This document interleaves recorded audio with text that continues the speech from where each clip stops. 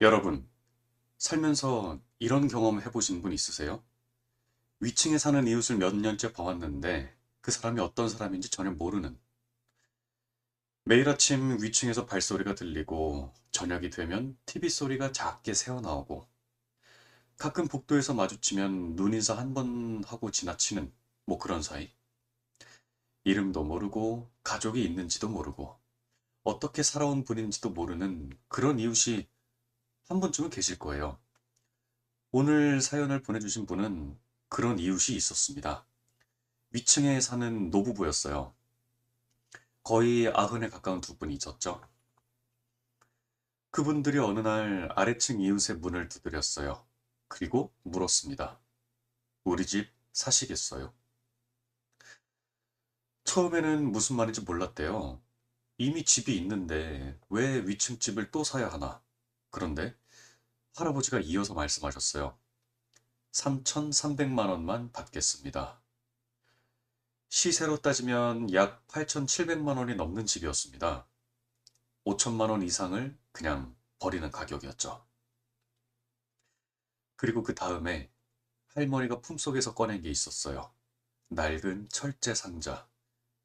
그 안에는 서류 몇 장이 들어 있었는데 거기에 사망 진단서 3장이 있었습니다. 아들, 딸, 그리고 손자의 것이었죠. 오늘 저는 그 사연을 읽어드리겠습니다. 저는 평범한 어르신들의 평범하지 않은 이야기를 대신 읽어드립니다. 대단한 사연이 아니어도 좋아요. 살면서 단 한 번이라도 누군가에게 털어놓고 싶었던 이야기가 있으신 분은 영상 아래 커뮤니티 탭이나 이메일로 사연을 보내주시면 제가 직접 읽겠습니다. 그럼 시작할게요. 제가 그 다세대 주택으로 이사 온 건 2022년 봄이었습니다. 서울 은평구 쪽이었어요. 오래된 동네에 오래된 건물이었는데 전세 가격이 저한테는 딱 맞았어요. 회사도 그다지 멀진 않았고 동네가 조용해서 마음에 꽤 들었습니다.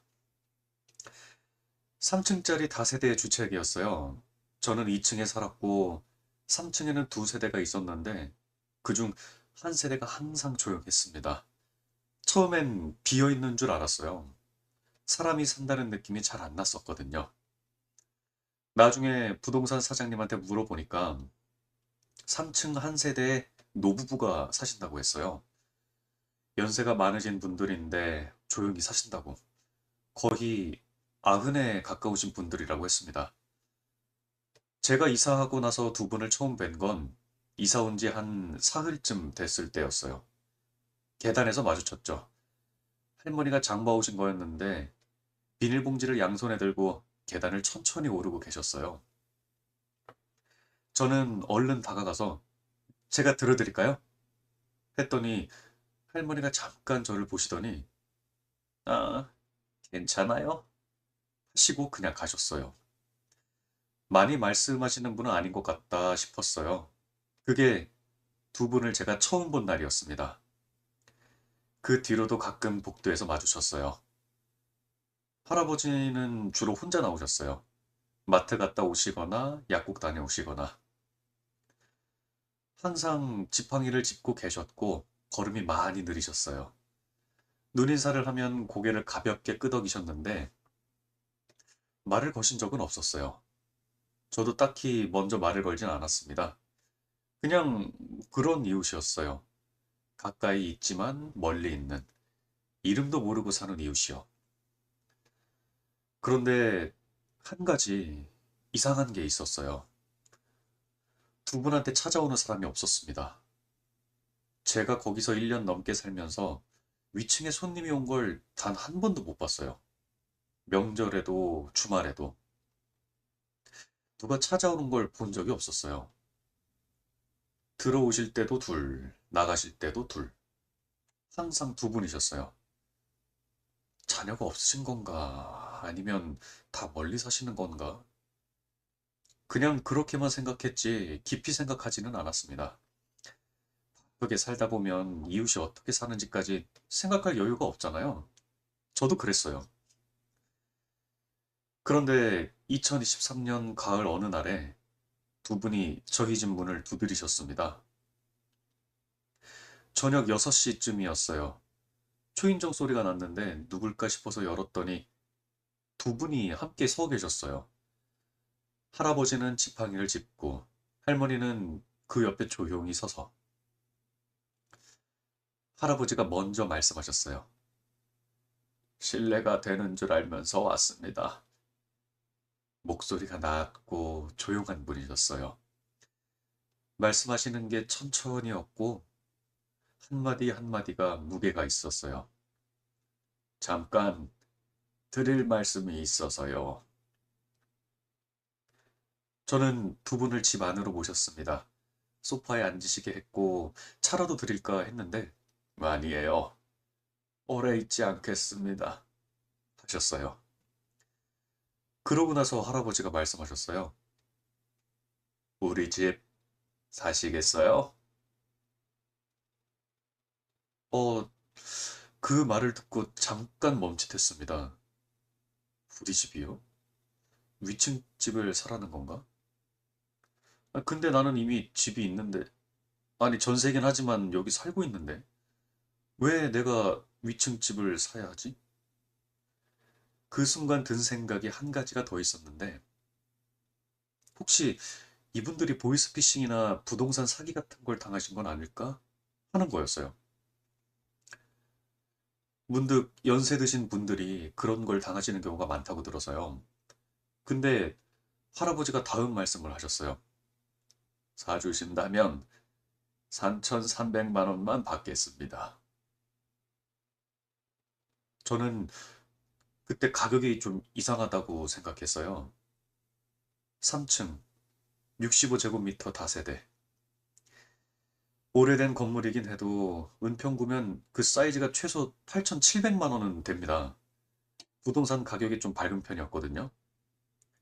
근데 그 집을 3,300만 원에 판다는 게 선뜻 이해가 안 됐어요. 그래서 전 조심스럽게 여쭤봤죠. 어르신, 혹시 급하게 돈이 필요한 게 있으신가요? 할아버지가 잠깐 저를 보시다가 급한 건 아닙니다. 그냥 제대로 된 사람한테 팔고 싶어서요. 하셨어요. 그 말이 좀 묘했습니다. 제대로 된 사람한테? 부동산에 내놓으면 훨씬 높은 가격에 팔 수 있을 텐데, 왜 굳이 아래층 이웃한테, 그것도 시세보다 훨씬 싸게 팔려고 하시는 건지,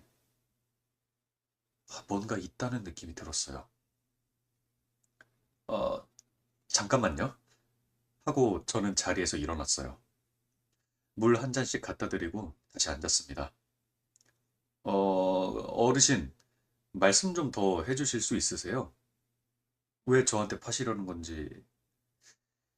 할아버지가 잠깐 할머니를 보셨어요. 할머니는 무릎 위에 손을 얹고 그냥 조용히 앉아 계셨어요. 할아버지가 품속에서 종이 한 장을 꺼내셨습니다. 접혀 있는 종이었는데 펼쳐서 제 앞에 내미셨어요. 손이 떨리셨어요. 많이. 직접 쓰신 계약서였어요. 볼펜으로 또박또박 쓴 글씨였는데 나이에 비해 글씨가 진짜 너무 반듯했어요.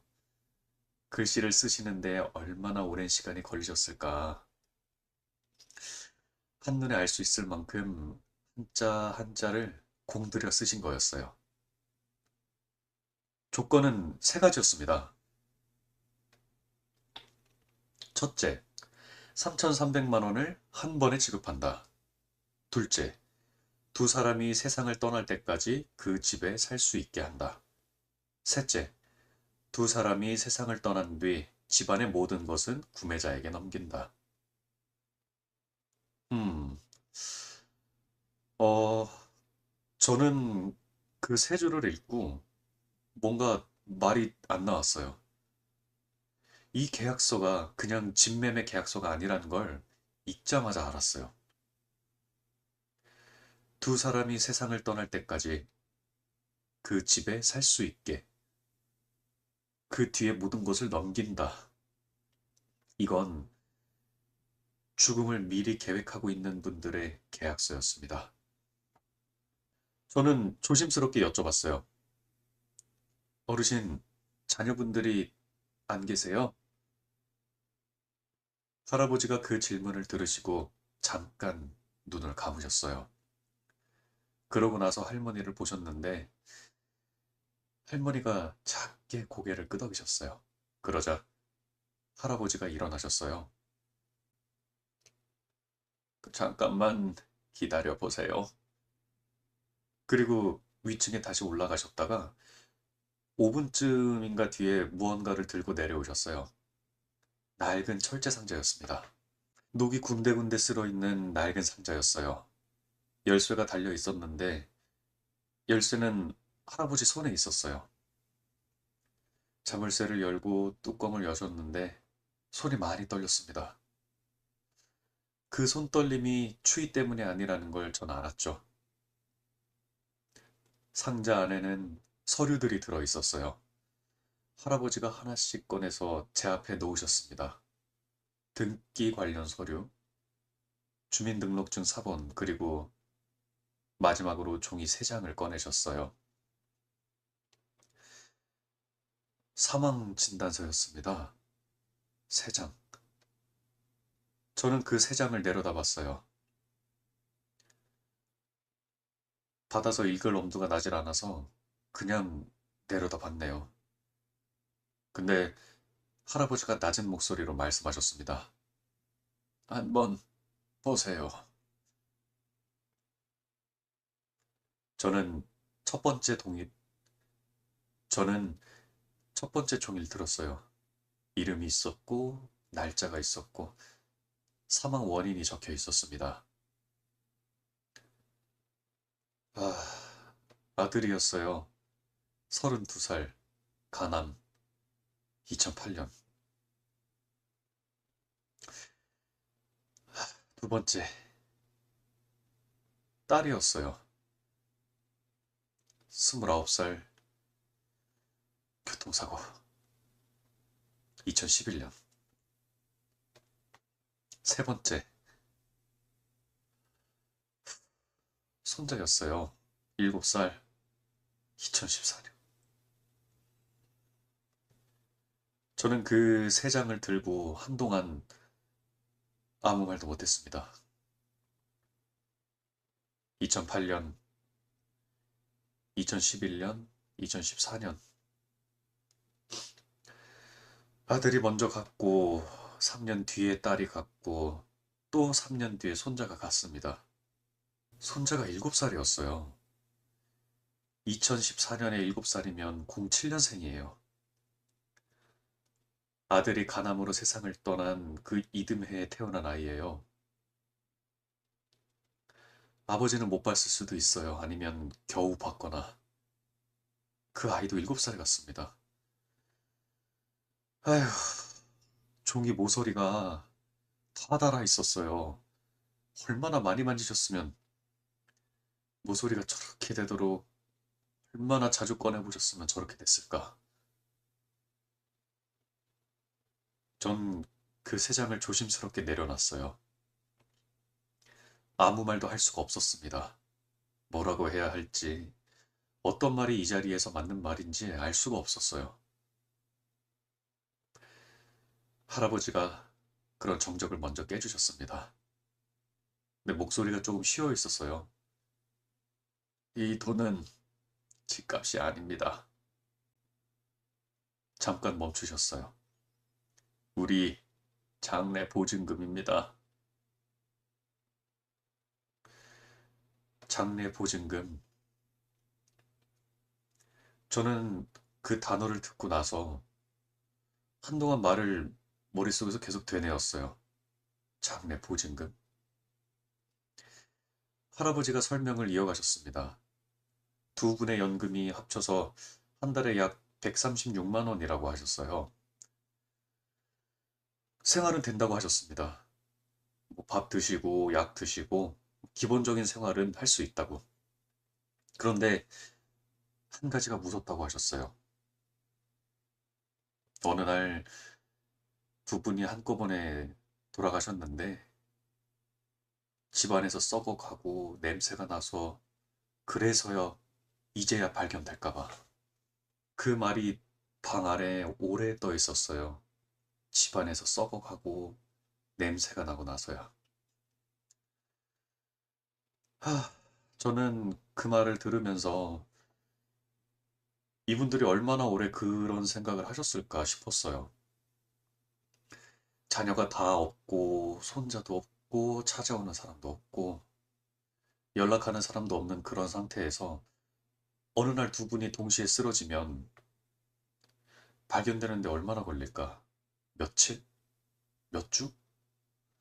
그 생각을 매일 하면서 사셨던 거예요, 두 분이. 할아버지가 계속 말씀하셨어요. 3,300만 원을 받고 서류를 갖고 있으면 그때부터 책임이 생기는 겁니다. 우리가 죽으면 휴신을 수습해주고 화장해주고 제일 싼 납골당 자리 하나 잡아서 같이 넣어주면 됩니다. 그리고 마지막으로 이렇게 말씀하셨어요. 남는 돈은 다 가져가세요. 우리가 당신을 고용하는 겁니다.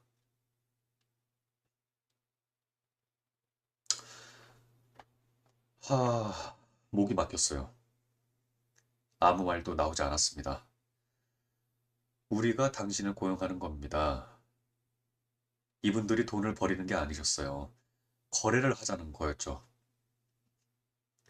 자존심을 지키면서 동정이 아니라 계약으로. 그게 이분들이 선택하신 방식이었어요. 그때 할머니가 말없이 무릎 위에 있던 누런 서류 봉투를 꺼내셨어요. 그리고 제 앞으로 밀어주셨죠. 저를 보시면서.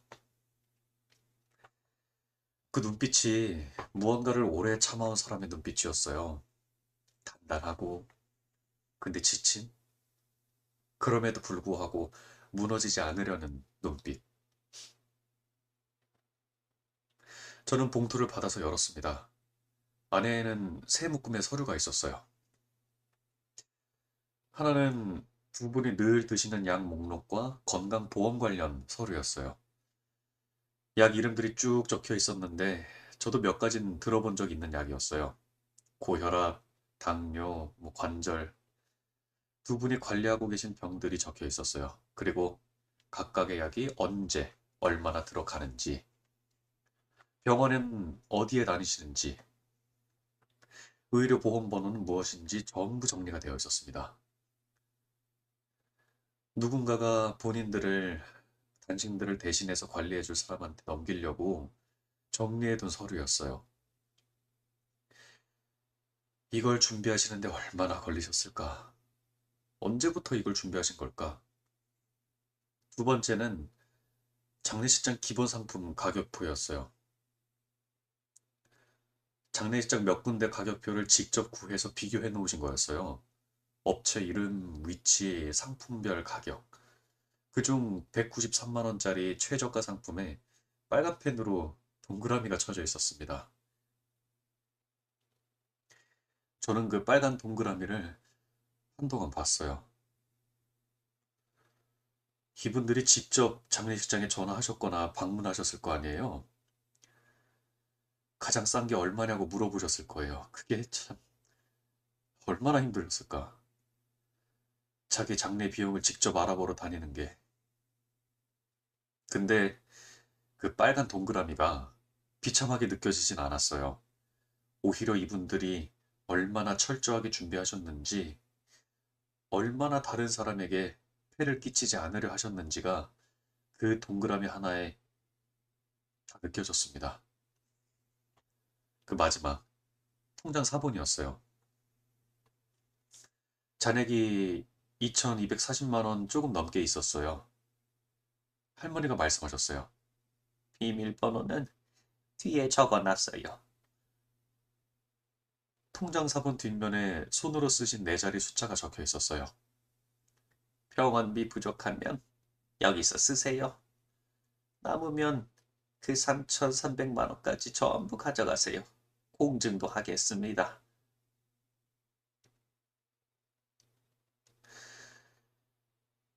그 말을 들으면서 숫자를 머릿속으로 계산해 봤거든요.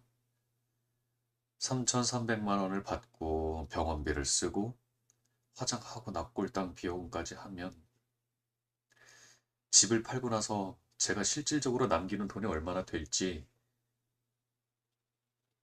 바로 계산이 됐어요. 근데 그 계산이 중요한 게 아니었어요. 이분들이 저한테 이걸 가져오시기까지 얼마나 많은 날들이 있었을지가 저는 그게 더 마음에 걸렸어요.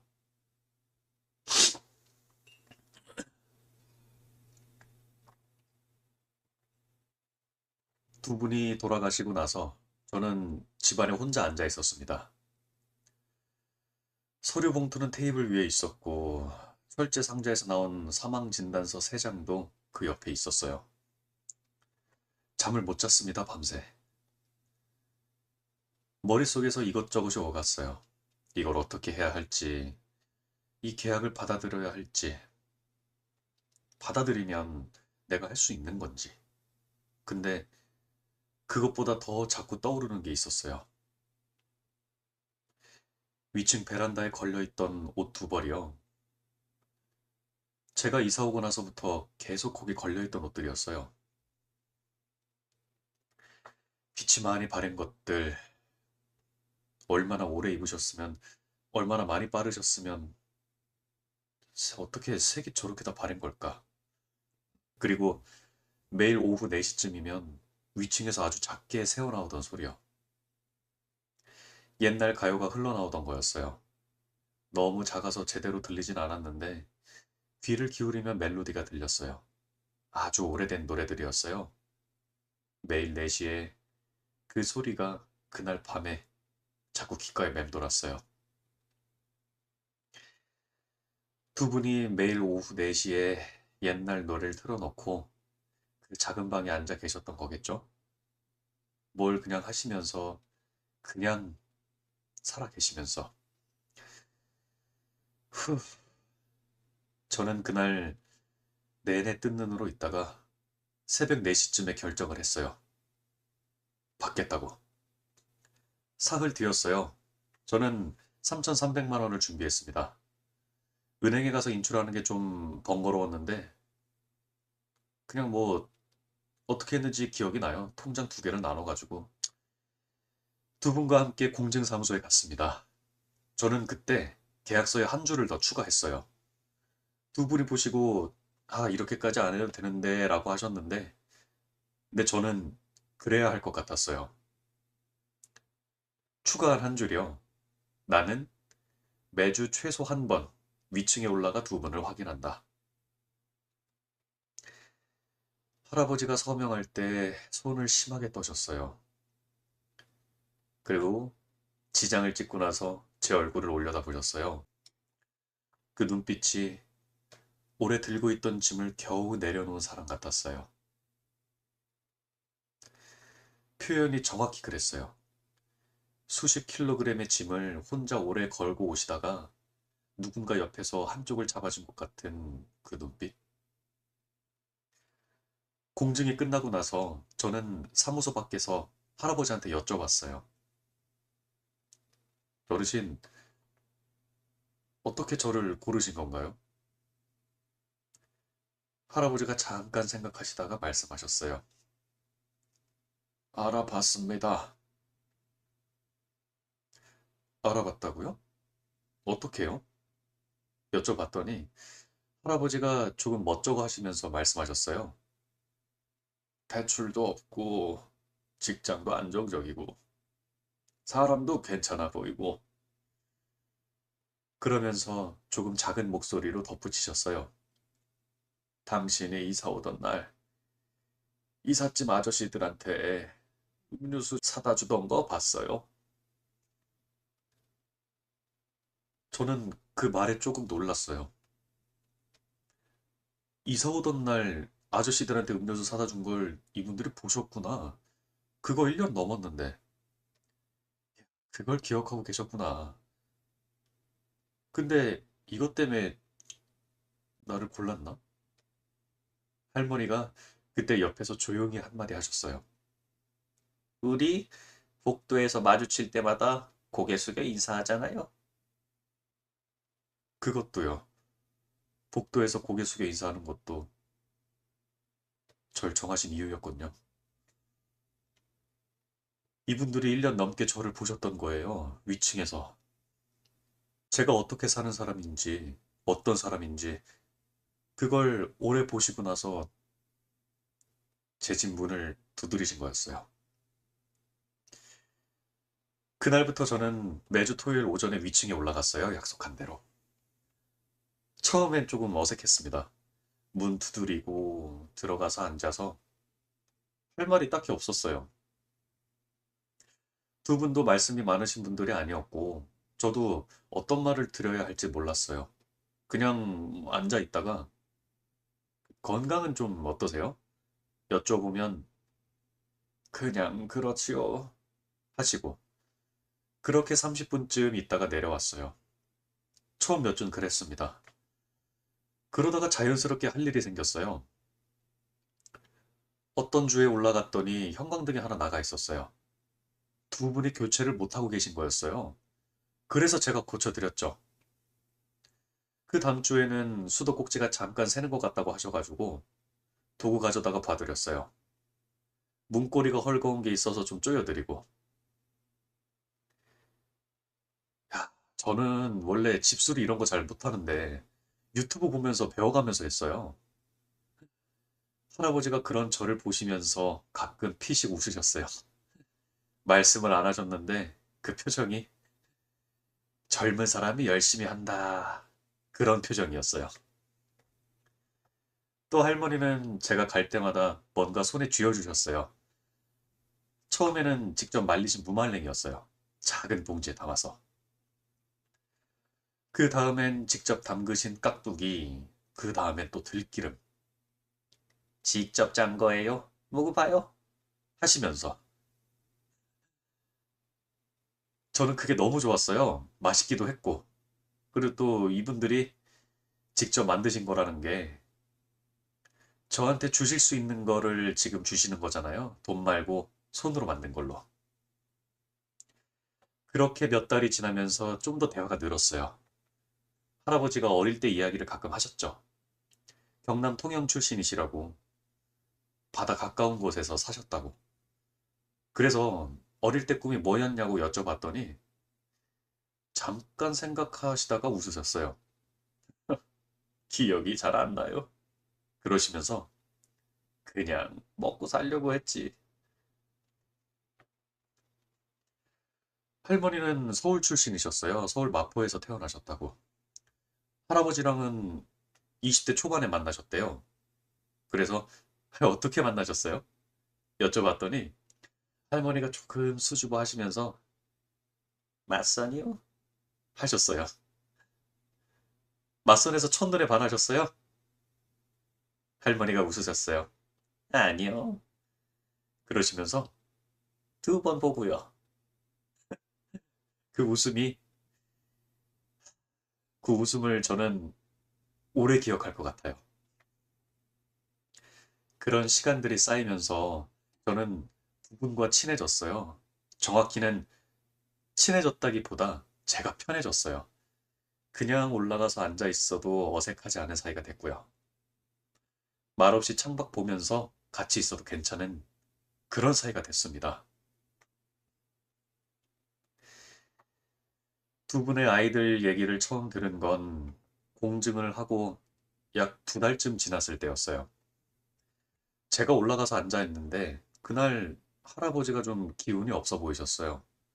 잠을 못 주무신 것 같은 눈이었죠. 그래서 어디 편찮으세요? 여쭤봤더니 아니요, 그냥 하셨어요. 그러고 잠깐 있다가 오늘이 우리 아들 기일이에요. 라고 하셨습니다. 저는 그 말을 듣고 뭐라고 해야 될지 몰랐어요. 아유, 그러시네요. 하고 나서 한동안 아무 말도 못했어요. 할아버지가 먼저 말씀을 이어가셨어요. 원하신 건지 아니면 그냥 나온 건지 모르겠는데 민재가 그때 32이었어요. 민재, 아들 이름이었어요. 간암이 발견됐을 때 힘이 말기였어요. 3개월 받았는데 5개월 버텼네요. 할아버지가 말씀하시는 동안 할머니는 창밖을 보고 계셨어요. 같이 들으시는 거겠죠? 수없이 들어온 이야기를.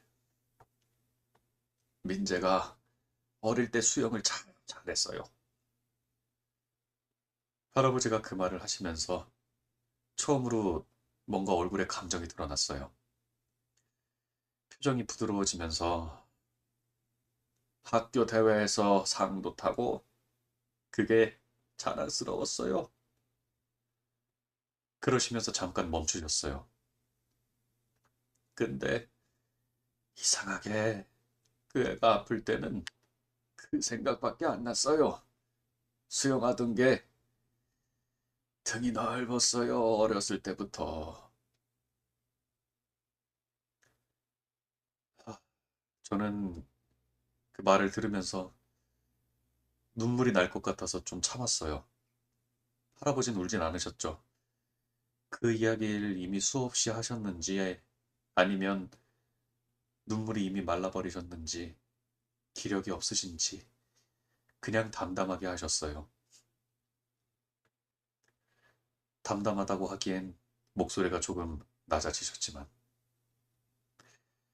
며칠 뒤에 또 올라갔을 때 이번엔 할머니가 따님 이야기를 하셨어요.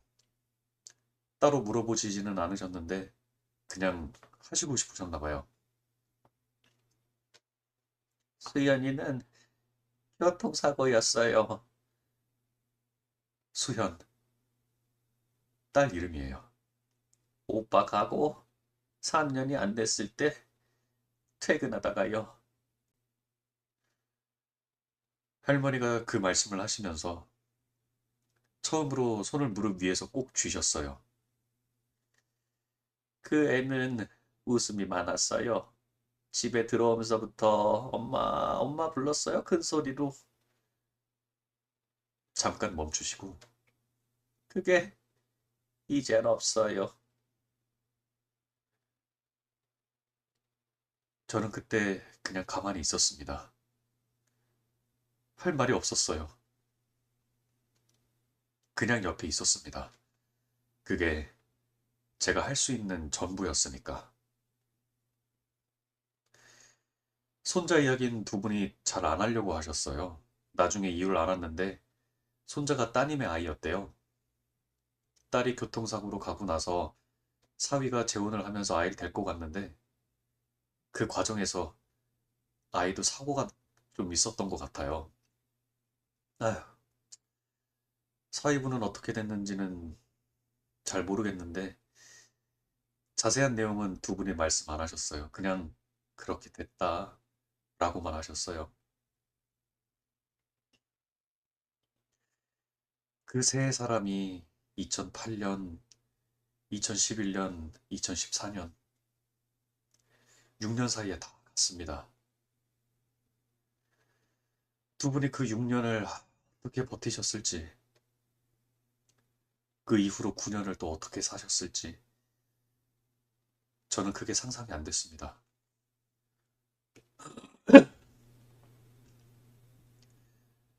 공증을 하고 7달쯤 됐을 때였어요. 화요일 오전이었습니다. 저는 회사에 있었는데 핸드폰으로 모르는 번호에서 전화가 왔어요. 주민센터였습니다. 할아버지가 아침에 장을 보고 돌아오시다가 계단복도에서 쓰러지셨다고 했어요.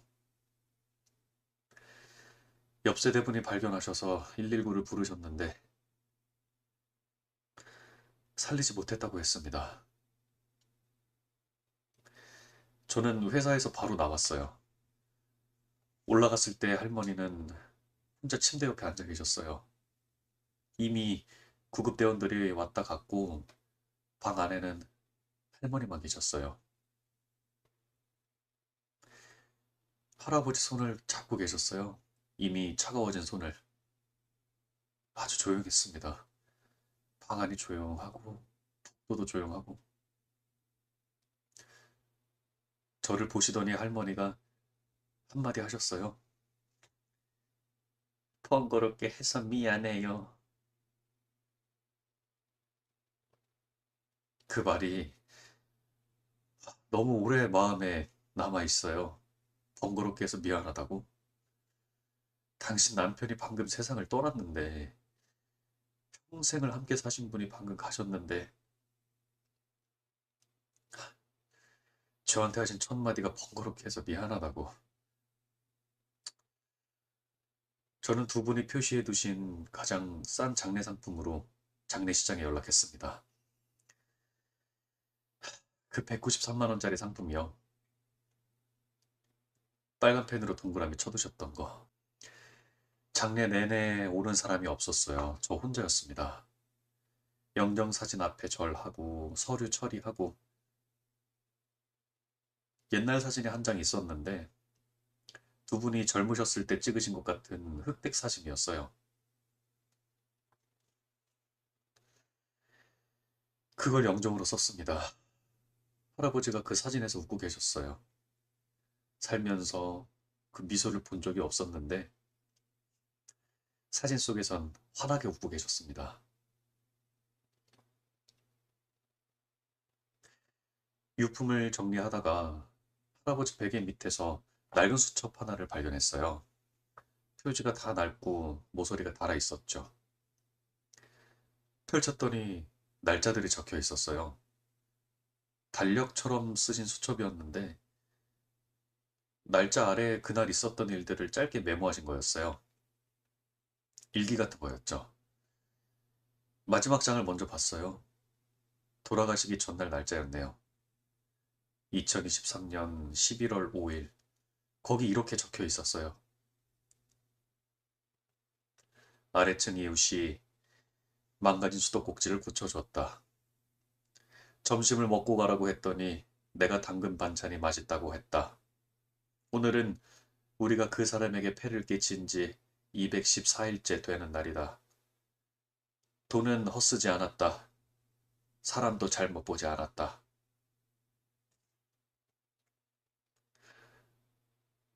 돈은 헛쓰지 않았다. 사람도 잘못 보지 않았다. 214일이요. 할아버지가 날짜를 세고 계셨어요. 제가 처음으로 문을 두드린 날부터 매일 폐를 끼친 날들을 그걸 세고 계셨어요.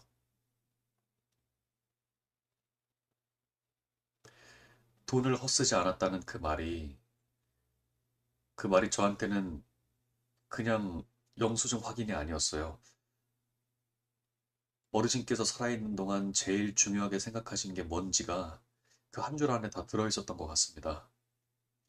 마지막까지 누군가한테 폐를 끼치지 않으려고 하셨던 게 그게 이분의 삶이었나 봐요. 수첩을 처음부터 읽었습니다. 공증한 날, 계약서에 도장을 찍었다. 손이 많이 떨렸다. 젊은 사람이 잘 살겠지. 처음 토요일에 제가 올라간 날, 아래층 이웃이 왔다. 전구를 갈아줬다. 우리가 몇 달을 어두운 채로 지냈는데 그 사람은 아무 말도 안 했다. 할머니가 무말랭이를 싸줬던 날, 말린이가 작은 몽지에 무말랭이를 담았다. 가져가라고 했더니 좋아했다. 말린이가 기뻐하는 거 오랜만에 봤다. 말린이는 할머니를 그렇게 부르셨나 봐요. 제가 들기름 맛있다고 했던 날, 아래층 이웃이 들기름이 맛있다고 했다. 말린이가 좋아했다. 사실 들기름은 우리 아들이 제일 좋아했는데 오늘은 그 생각을 오래 했다. 저는 그 수첩을 절반쯤 읽다가 책상 위에 덮어놨어요. 더 읽을 수가 없었습니다. 읽으면 안 될 것 같기도 했고, 이건 이분의 것이니까. 나중에 마음을 추스르고 다 읽기로 했어요. 할아버지 화장하고 나서 할머니는 혼자 남으셨어요. 저는 그때부터 토요일 말고도 평일에 가끔 올라갔습니다. 혼자 계신 할머니가 걱정이 좀 돼가지고. 할머니는 많이 달라지지 않으셨어요. 원래도 말씀이 없으셨는데 더 없어지셨어요. 그냥 앉아 계시는 시간이 많아졌달까요? 창 쪽을 보시면서. 한 번은 제가 할머니 뭐 드시고 싶은 거 있으세요? 여쭤봤더니 한참을 생각하시다가 밥이 입에 안 맞아요 하셨어요. 그래서 죽을 써갔죠. 잘 드셨어요? 맛있어요? 여쭤봤더니 고마워요 하셨어요. 맛있다 대신 고맙다고. 할아버지 가신 지 20일쯤 됐을 때 할머니가 저한테 이런 말씀을 하셨어요. 저 사람 없으면 허전할 줄은 알았는데 이렇게 허전할 줄은 몰랐어요. 이렇게 허전할 줄은 몰랐다고. 평생을 같이 사신 분이 가셨는데 당연히 허전하시겠죠. 근데 할머니는 그 말을 하시면서 허전하다는 걸 아직도 처음 알아가시는 것 같은 표정이었어요. 할머니한테 여쭤봤죠. 두 분이 오래 사셨잖아요. 처음 만나셨을 때 기억나세요? 할머니가 웃으셨어요. 나요. 네. 맞선에서 봤는데 저 사람이 말을 잘 못했어요. 어떻게요? 그냥 앉아서 차만 마셨어요. 아무 말도 안 하고. 그래서 어떻게 결혼하셨어요? 그냥 성실해 보여서요. 말을 잘 못하는 양반이 나쁜 짓은 안 할 것 같아서. 그러시면서 창밖을 보시며 말씀하셨어요. 나쁜 짓은 안 했어요. 그 사람이 평생. 그 말이 두 분의 60년을 다 담고 있는 것 같았어요. 나쁜 짓은 안 했어요. 그게 할아버지께는 최고의 칭찬이었던 거예요. 할아버지 화장하신 지 37일째 되던 날 아침 할머니도 세상을 떠나셨어요. 잠든 채로 가셨어요. 제가 토요일에 올라갔더니 침대에 누워 계신 채로 이미 가 계셨어요. 표정이 아주 편안하셨어요. 아무 고통 없이 가신 것 같았어요. 저는 119에 전화를 했고 주민센터에 연락하고 장례식장에 연락했어요. 그 193만 원짜리 상품으로 빨간 동그라미가 쳐져 있던 그 상품으로 할머니 쪽 침대 협탁을 좀 정리를 하다가 저는 멈춰섰어요. 협탁 안에 뭔가 가득 들어 있었어요. 꺼내보니까 과일 봉지였어요. 또 과자 봉지도 있었어요. 지난 7달 동안 제가 가져갔던 것들이었어요. 올라갈 때마다 뭔가 사갔거든요. 뭐 사과 한 봉지, 귤 한 봉지, 뭐 과자 몇 개 등등. 그게 다 거기 있었어요. 근데 그냥 있던 게 아니었어요. 전부 깨끗이 씻어져 있었어요. 비닐봉지들을요, 반듯하게 눌러줘서 하나도 버려지지 않고 가지런히. 저는 그걸 보고 한동안 그 자리에 서 있었어요. 할머니가 이걸 왜 씻어서 보관하셨는지, 왜 버리지 않으셨는지. 나중에 생각해보니까 할머니가 그 봉지 하나하나를 버리지 못하셨던 것 같아요.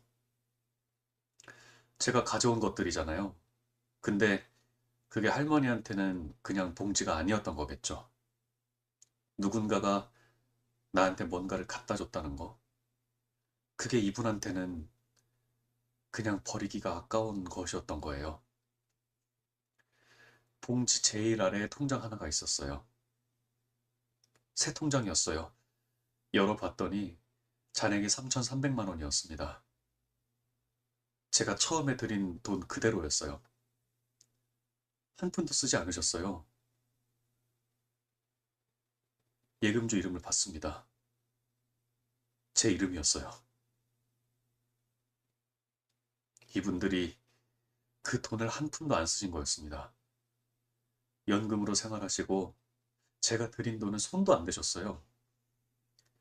처음부터 쓰실 생각이 없으셨던 거예요. 그냥 제 이름으로 만들어 두셨어요. 장래 보증금이라고 하셨는데 진짜로는 제가 충분히 보상받길 원하셨던 거겠죠? 마지막까지. 다른 사람한테 패기지지 않으려고 그게 이분들의 방식이었던 거예요. 저는 두 분을 한 쌍에 함께 들어갈 수 있는 납골묘에 모셨어요. 두 분이 표시해두었던 제일 싼 곳은 고르지 않았습니다. 제일 싼 곳이 아니라 창이 있어서 햇빛이 들어오는 곳을 골랐어요. 두 분이 오후 4시마다 틀어놓으시던 노래처럼 어디서라도 빛이 드는 곳이면 좋겠다 싶어서. 비석에는 이름과 태어난 해, 떠난 해만 새겼어요. 두 분 이름 나란히. 그게 전부였어요. 말이 많지 않으셨던 분들이니까 비석도 말이 없어도 될 것 같았어요. 납골당의 두 분을 모시고 나오면서 잠깐 거기 서 있었습니다. 뭔가 드려야 할 것 같은데 꽃은 두 분이 화려한 걸 좋아하실지 않을 것 같아서 작은 국화 2송이만 놓았어요. 그리고 인사를 드렸죠. 말로. 잘 계세요. 그게 다였습니다. 돌아오는 길에 비가 조금 내렸어요. 차 안에서 빗소리를 들으면서 그냥 한참을 앉아 있었어요. 출발을 못하고. 그분들이 선택한 방식이 그게 맞는 건지 틀린 건지 저는 지금도 모르겠어요. 자식도 없이 찾아오는 사람도 없이 아래층 이웃한테 돈을 주고 마지막을 부탁하는 게 행복한 노년인지 쓸쓸한 노년인지. 근데 한 가지는 알아요. 이분들이 마지막을 스스로 준비하셨다는 게 동정받지 않으려 하셨다는 게 계약으로 자존심을 지키면서 그게 이분들이 선택하신 방식이었어요. 그리고 전 그 선택에 있었던 사람이죠.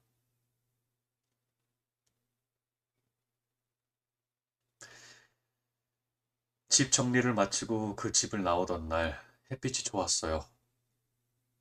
기억해요. 5월이었거든요. 낡은 가구들은 버리지 않았어요. 오래되고 낡았지만 이분들이 평생 쓰시던 것들이잖아요. 당장 쓸 수 있는 건 아니었지만 그냥 바로 버리는 게 맞지 않는 것 같았어요. 그리고 천천히 생각하기로 했죠. 텅 빈 거실에 잠깐 앉아 있었어요. 거실 창문으로 햇빛이 들어왔어요. 오후였는데 빛이 창으로 들어와서 바닥에 길게 늘어졌어요. 그때 알았죠. 이분들이 매일 오후 4시에 노래를 틀던 게 이 빛 때문이었을 거라는 걸. 이 창으로 이 빛이 들어오는 시간, 그 시간에 노래를 틀고 둘이 앉아서 이 빛을 보셨다는 걸. 그게 두 분의 하루였겠죠. 그게 두 분의 저녁이었겠죠. 저는 그 빛 안에 잠깐 서 있다가 문을 닫고 나왔어요.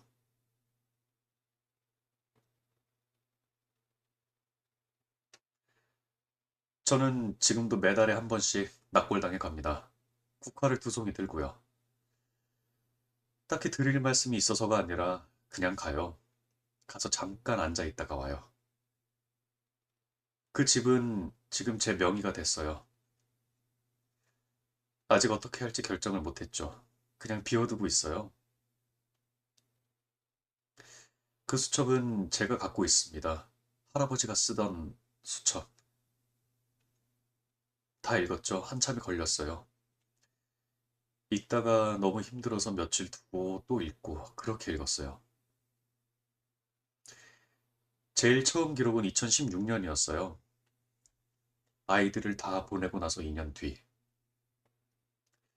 할아버지가 그때부터 수첩에 쓰기 시작하셨더라고요. 제일 첫 줄이 이랬어요. 오늘부터 쓴다. 써두면 뭔가 남는 것 같아서. 그리고 그 아래에 딱 한 줄. 민재야. 거기서 끊겨 있었어요. 더 이상 쓰지 않으셨어요, 그 페이지에는. 두 분이 3,300만 원과 빈집 하나로 사간 게 뭔지 저는 이제 알 것 같아요. 돈이 아니었어요. 기억이었어요. 앞으로 제가 수십 년을 살아가다가 어느 순간 두 분을 떠올릴 때마다 가슴에 내려앉을 그 기억이요. 그리고 저도 이제 이웃이 어떻게 사는지를 좀 보게 됐어요. 매일 마주치지만 이름도 모르는 사람들. 그 사람이 어떻게 사는지, 오늘은 어떤 날이었는지, 그게 아마도 세상에서 가장 조용하고 가장 비싼 부탁이었을 거예요. 그분들이 저한테 하신 부탁이.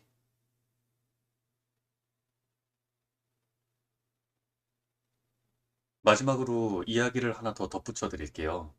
사연을 보내주신 분이 덧붙이신 내용이에요.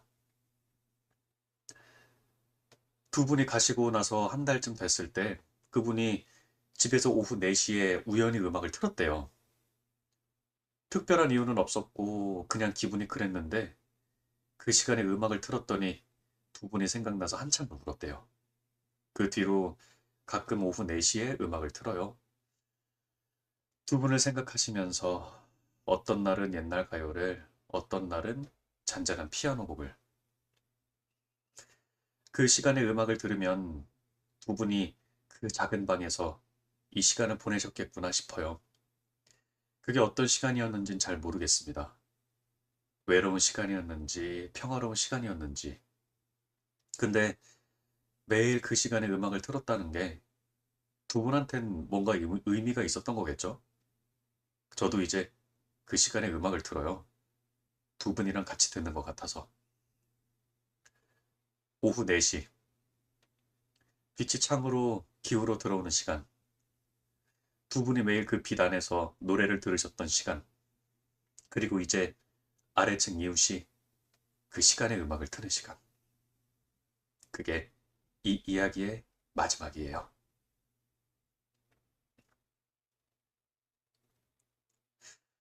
오늘 사연 어떻게 잘 들으셨나요? 저는 이 사연 처음 받았을 때 읽을 때마다 다른 곳에서 멈췄어요. 처음 읽을 때는 사망 진단서 3장에서 멈췄고 두 번째 읽을 때는 수첩의 마지막 줄에서 멈췄고 세 번째 읽을 때는 혀파가 안에 가지런히 씻어둔 비닐봉지들이 그런 곳에서 멈췄어요. 비닐봉지들이 계속 생각이 나네요. 할머니가 버리지 않으셨던 누군가 나한테 뭔가를 갖다 줬다는 그러니까 선물이라는 그 증거들을요. 씻어서 반듯하게 눌러서 보관하신 거잖아요. 이 두 분이 마지막을 어떻게 준비하셨는지 어떤 마음이셨는지 저는 완전히 다 알 순 없죠. 근데 그 수첩 마지막 줄 돈은 헛쓰지 않았다. 사람도 잘못 보지 않았다. 그것이 말해주는 것 같아요. 마지막 날 어떤 마음이셨는지. 오늘 영상 보시는 분들 중에 오래 사신 이웃이 계신 분, 부모님이나 어르신 가족분이 혼자 계신 분, 한 번 더 들여다봐 주시면 되게 좋을 것 같아요. 안녕하세요 한마디, 밥은 드셨어요 한마디가 그분한테는 오후 4시에 노래 같은 게 될 수 있겠네요. 사연 보내주신 분 감사드립니다. 그리고 두 분의 명복을 빕니다.